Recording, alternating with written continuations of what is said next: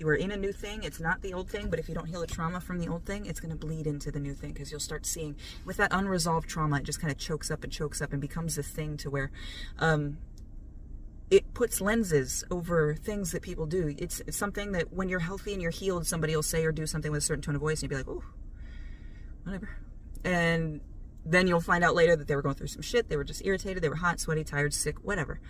But that doesn't stop anything. But then when you're not healed so much, you hear that different tone of voice, and you're like, either, number one, you get that aggression with the confidence and recklessness. You get that fucking aggression that's like, fuck you, who the fuck do you think you are? Watch your fucking tone with me. But for some of you, it's the kind of, what did I do? And it triggers abandonment wounds, right? So what do you need to do? If you are viewing this as skewed, you're pushing past the hurt and pain, using your confidence. It's turning you reckless. And you're just following it. It's like you're dangling the carrot in front of your own face to follow, you know?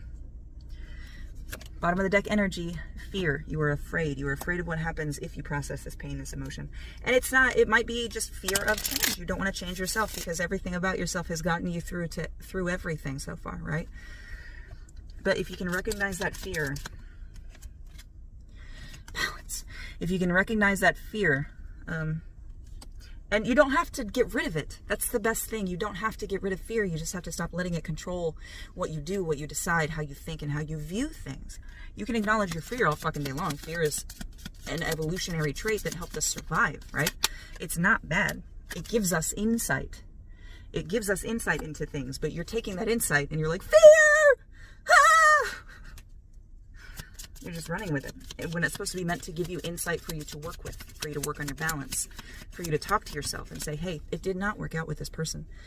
We maybe had some great memories.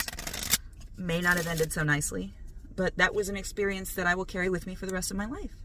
And that was for however long I got to be in that person's energy. They got to be in mine, and we shared a connection. It sounds real love and light and foo-foo, partially because it is a little bit, but so we got full moon, rest, recharge, and lineage and roots. It feels like you have a long history of, with lineage, roots, rest and recharge, and control, a long, long history of control issues, and I venture to say even possibly temper tantrums. Because we've got awareness here with the toad, and then the full moon, the candle, and then the Book of Shadows. So the full moon is control. I think I already said this, but I feel the need to do it again. Candle is rest and recharge, and lineage and roots is Book of Shadows. So it's like when this control doesn't work, when this tantrum doesn't work, when this thing doesn't work, you find